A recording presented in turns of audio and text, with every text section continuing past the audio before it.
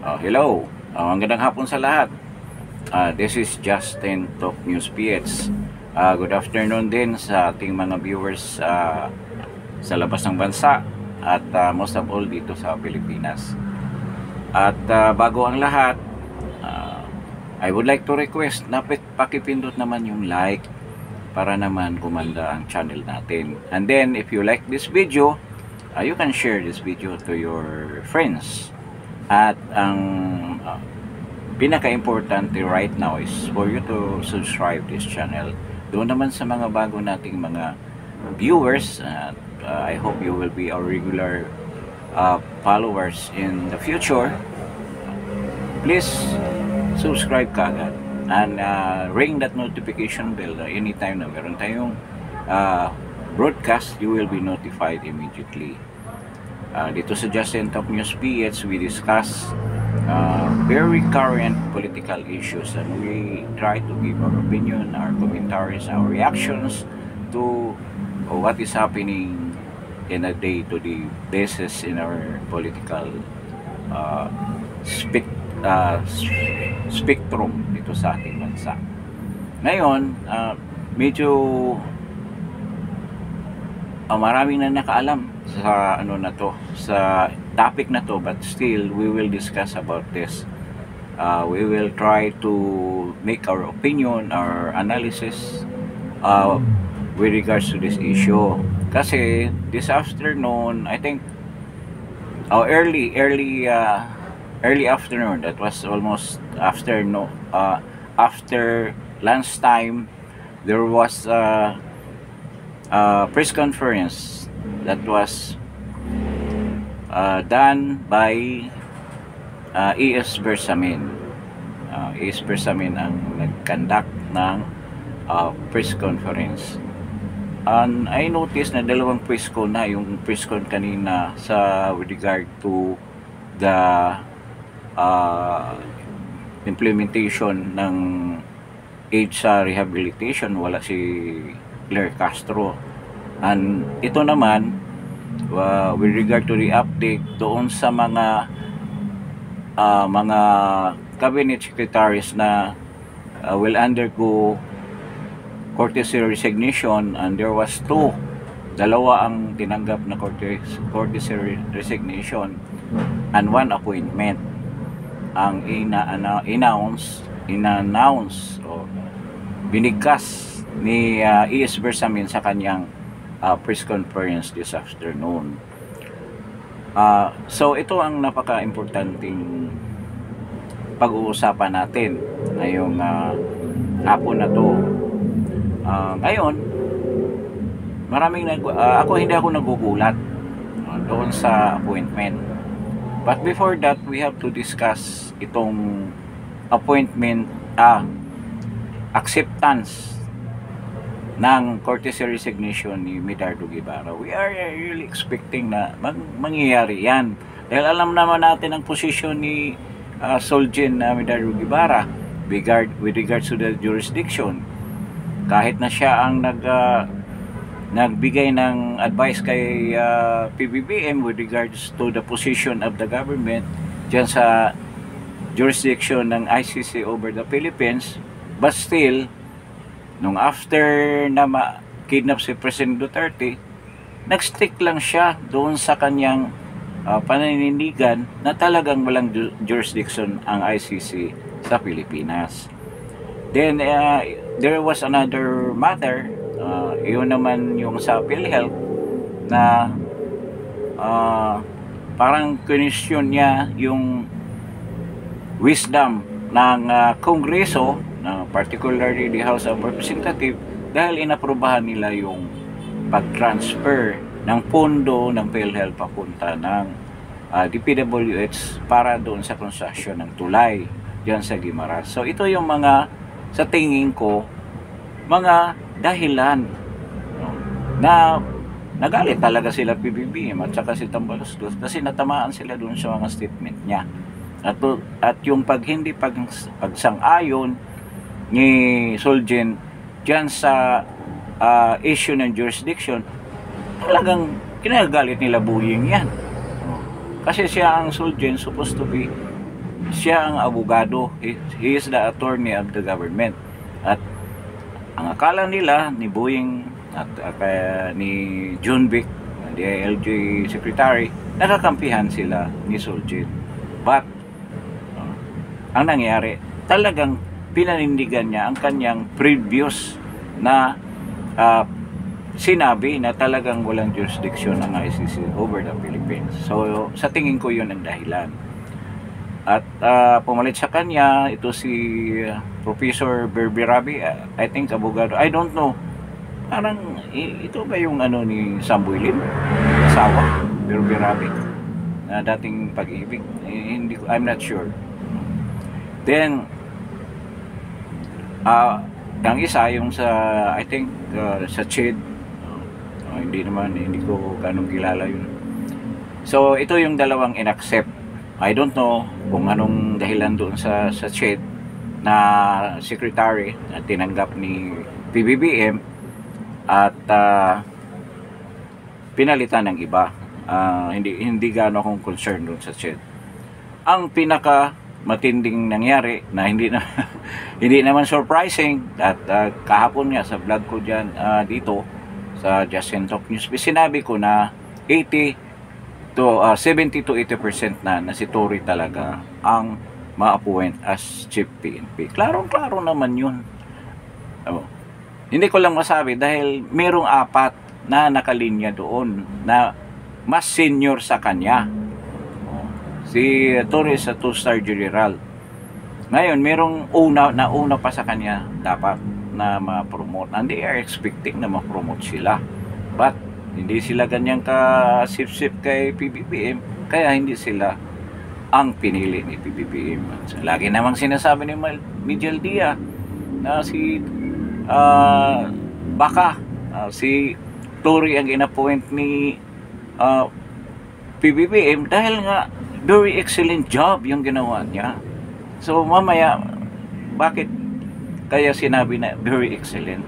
Tuwang-tuwa si Miguel Dia at tuwang-tuwa rin si PBBM dahil nga sa mga performance ni Nicolas Torre. So talagang dream come true.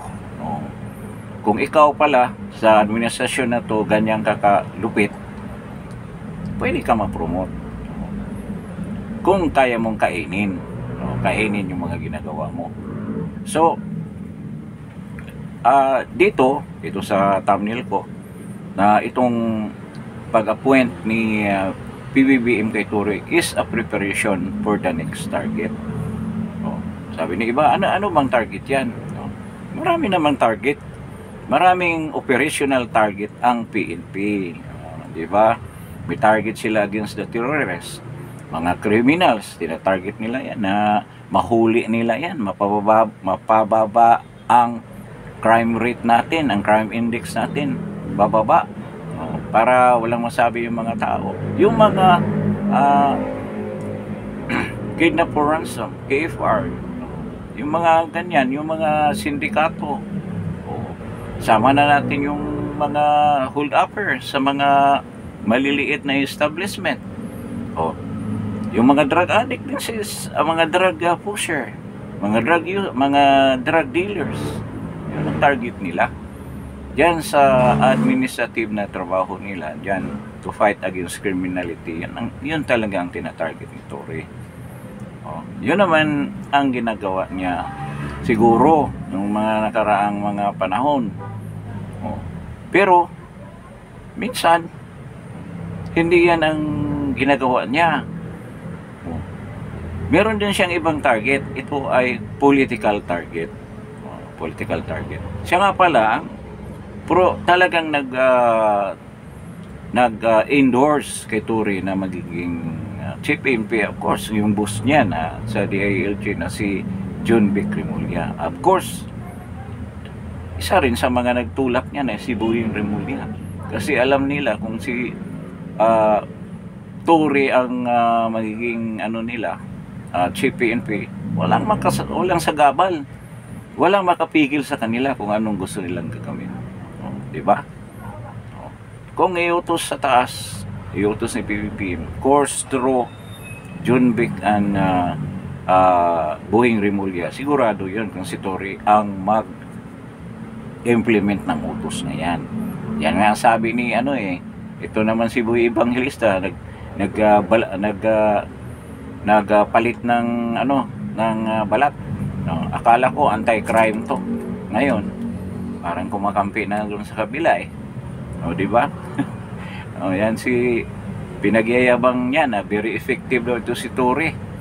O, si Boy ang Evangelista. Di ba ito ang head ng BACC? Siguro kung buhay pa ngayon si Dante Jimenez, tatayo yun, nasasampalin ka. O, napakalungkot na nangyari dyan sa BACC.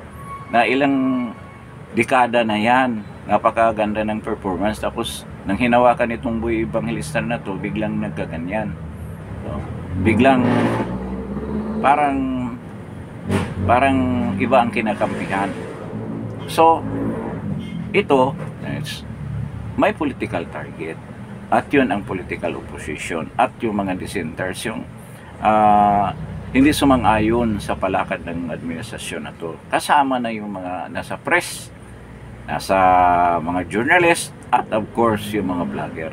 Mainit ang dugo ni Tory dyan. Kaya itong termino ni Tory na napakahaba, this is record sa PNP na yung isang PNP chief ay hahawak sa kanyang posisyon up from 1 year to 9 months.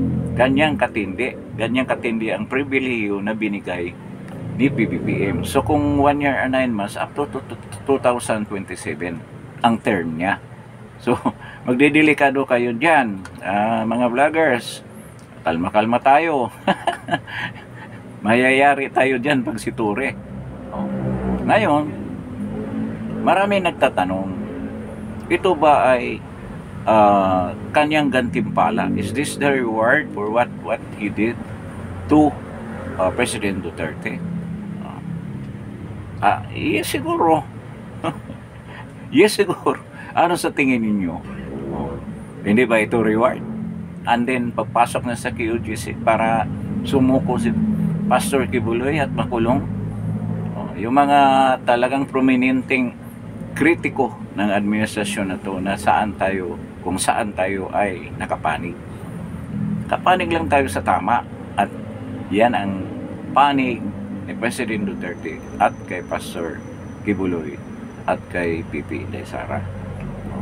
So, we are expecting for something na talagang itong operation na ginagawa nila sa mga opposition like the Dutertes, the suppression of their freedom of speech, and the expectation that they will implement due process sa lahat ng mga bagay na gagawin nila, like sa pag-aresto. We will not be expected those things kung sila nangahawak. Kasi anong ginawa nila sa QGC?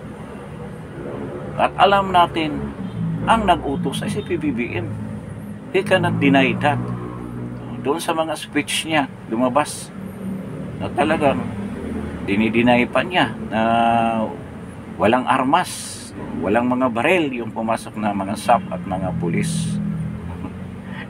May video kitang-kita doon. At merong na-disgrasya doon sa pagpasok nila doon sa likod ng QGC. Then, proud pa siya na sinabi kung i-recall natin ang pangyayari. Kaya ganyan si Tory katapat at katapang dahil nasa likod niya ang Pangulo ng bansang ito. So ngayon, we are expecting na things will get worse on the opposition side and it is the side of the authorities at yung mga supporters. Expect na natin yan. Ngayon, itong ginawa nila na talagang pinilit nila. Hindi naman pinilit dahil nandiyan naman si Tory. Handa naman siya talagang gampan ang kanyang mga utos ng ating Pangulo kung ano man yan. At yan ay magaganap. Kung anong gusto ng Pangulo ay ma-implementa niya 100%. na with satisfaction para sa Pangulo. So ito, doon sa mga pinagsasabi ng mga Pangulo na ayaw ko ng marami akong kaaway, gusto ko ng reconciliation, gusto kong mag-usap, ganyan, gusto ko na kung anong problema, sulbahin natin. Ang pag-appoint mo kay Tory kabaliktaran sa lahat. Alam naman natin kung anong ginawa nito sa QGC at kay President Duterte. At ito, medyo lumaban si BBM sa kanyang kapatid na si Amy. Pinapakita niya. Talagang binangga niya si Amy. Dahil si Amy suggested to the ombudsman na ididemanda ito sila ni Boying, si Tory, si Marvel, at saka si John Vic Remulla sa mga ginawa nilang paglabag sa due process ni President Duterte. Pinakita ni BBM, tama ang ginagawa nila. Kakampi ko sila. Tama ang ginagawa nila. So, head-on ang ginawa ni BBM doon sa kapatid niya dyan sa hearing sa Senado. I don't know kung gagalaw dyan ang ombudsman. Pero sa integrated naman ng ombudsman, I think gagawa ng paraan dyan ang ombudsman na maimbestigahan ng tama yan yung kasong nasa pagkidnap ni President Duterte at yung mga kasong sinampa, katakot-takot na sinampang kaso laban kay Tory, laban kay John Vic Remulla, laban kay Marvel at kay Lacanilaw, yung envoy or consul papuntang Dahig, Netherlands, at si Boying Remulla. So talagang gusto niyang ipahiwatig doon sa kapatid niya na hindi okay ang mga yan. Ginawa lang nila sinunod lang nila ang utos ko. Kaya hindi ko sila tatanggalin. Ipopromote ko pa yan. Di ba? Ipopromote ko pa yan si Tory. Nakita mo? Ano pang reconciliation ang pinagsasabi ni BBM diyan? So itong remaining 3 years niya, I hope na matatapos niya ng matino yan. Talagang mag-intensify ang pag-ipit nila dyan sa mga oposisyon at mga tao na nagpapahayag ng kanilang hindi pagsang-ayon sa administrasyon na to. So, expected na natin yan. Kaya linagay dyan si Tory para lahat ng mga balak nilang tatargetin, magawa nila ng magaan. Dahil si Tory walang yan eh. Anong sabihin? Talagang susugod yan. Ganyan yan. Robotic mentality. Sabi naman, asong ulol mentality. Either of the two. Kung anong gusto nating ipahiwatig. So, hindi na tayo mag-expect ng unity. Hindi na tayo mag-expect ng kapayapaan.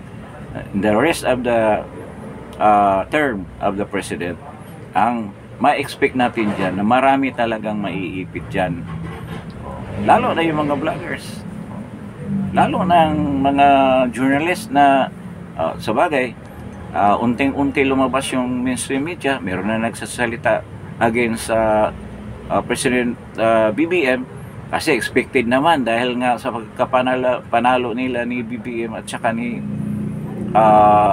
ni Bam Aquino at si Pangilinan, si Kiko, biglang lumabas itong LP. Biglang lumabas ang LP. And they're trying to resurrect itong partido na to na halos binura na ni President Duterte doon sa last elections 2019.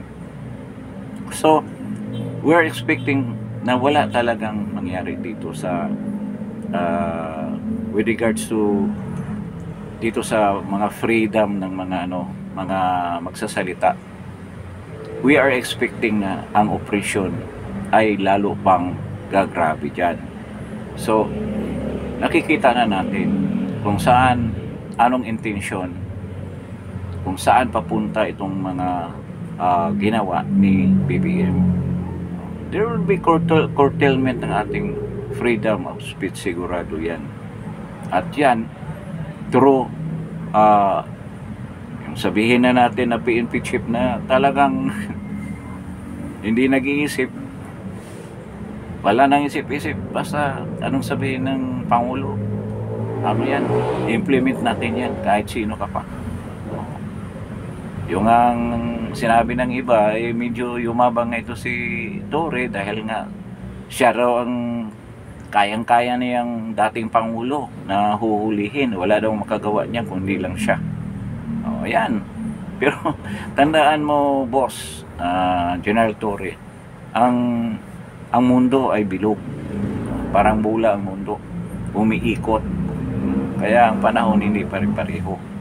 Sa bagay, you will enjoy your time right now dahil nga you enjoy all the privileges that this government is giving you, but you should remember na wala namang permanenteng bagay sa mundong ito. Sa salita pa ng iba, pati si, I think, kahit na si BP and Sara is saying na there will be a day of reckoning. Si President Duterte is also saying that there will be a day of reckoning. At darating yan. Huwag kayong mag-alala, darating yan. So, ito na ngayon ang magiging sit-up. Doon naman sa mga other cabinet secretaries na inaksepta ni BBM si Guevara. So, expected na natin na talagang tatanggalin yan. Expected na natin. At nakita ba natin na may mga ibang mga cabinet secretaries na tinanggap yung resignation? Wala na. Si Acosar, hindi naman, nalipat lang naman. Sino yung sa nalipat sa kailan si Lutilla. Nalipat lang naman siya, hindi naman siya tinanggal. So, the same pa rin ang mga cabinet secretaries ni President Bongbong. Sila pa rin yan. Kaya, cosmetic lang yung paggawa niya ng courtesy resignation sa mga cabinet secretaries niya para sabihin lang na gumawa siya ng paraan para maayos ang functionality ng kanyang government na sa tingin ko hindi naman mangyayari yan. Hindi yan mangyayari. With the way things are going right now, wala namang umaksyon. Meron bang definite na action yung mga cabinet secretaries to improve their performance? Wala. So all the same. Kaya malabo mangyari yan. Kaya ang focus naman nila, puro naman the operation of President Duterte. Yan lang sila nakapokus right now. So ito nga, magsisimula na yung impeachment case ni BP Sara by June 2, and I think BP Sara will arrive on June 4. So makikita na natin yan. Simula dyan, unti-unti na yan, lalabas yan si Torre. At sabi pa nga nila, Torre is a hot shit man of the president. Sana naman magiging malumanay ka, boss. Huwag mo naman gagawin yung ginawa mo sa nakaraan pa. I don't know kung you will change heart. At si PBBM din. Kaya itong susunod na mga buwan, medyo mahihirapan ang mga nasa oposisyon. But with the emergence of the senators that are pro Duterte and the pro Duterte senators, medyo may laban tayo ng konti. May laban tayo dyan. At kung nandyan ang mga tao sa atin, kasama dito sa mga Duterte,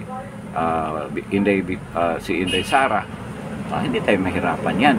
Kahit saan tayo mapunta, ang importante, ang mga tao is backing us up. At they are backing up President Duterte and BP Sara. Uh, excuse me.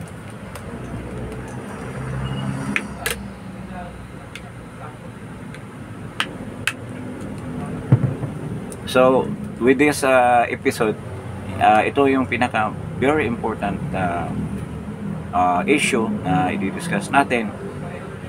There will be other issues with regard to itong sa rehabilitation, yung sa bigas,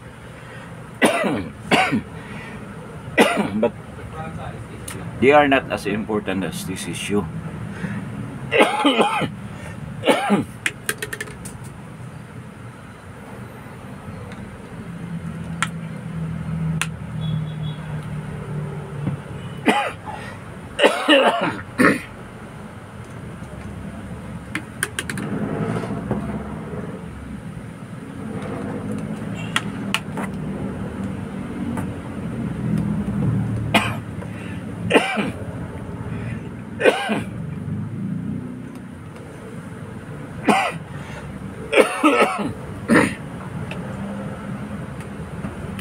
Actually, may lagnat pa ako at may ubo. Pero pinilit ko dahil biglang lumabas itong issue na to. So, I think with this episode, siguro hanggang dito na lang tayo. I'm not 100% pa, but I will make it na talagang makapag-air pa rin tayo, makapag-broadcast pa rin tayo, dahil this is a very important issue. So I'm hoping the next days medyo gagaling na tayo, dahil parang hindi pa tumigil tong lagnat, hindi pa bumaba, napakataas pa, then meron pang ubo at merong sipon, parang natamaan ako ng flu. So kahit meron akong flu virus shot, wala rin, tinamaan pa rin. So maraming salamat doon sa mga viewers natin, mga followers na nanonood dito. Sorry na lang sa situation ngayon na medyo hindi nga maganda yung pakiramdam natin. Thank you sa pagdalo ninyo, pakikinig dito sa episode na to. This is Justin Talk News Page, but before anything else, I hope before you go, you will strike that subscribe button and try to like this video. Maraming salamat po at good afternoon sa inyong lahat.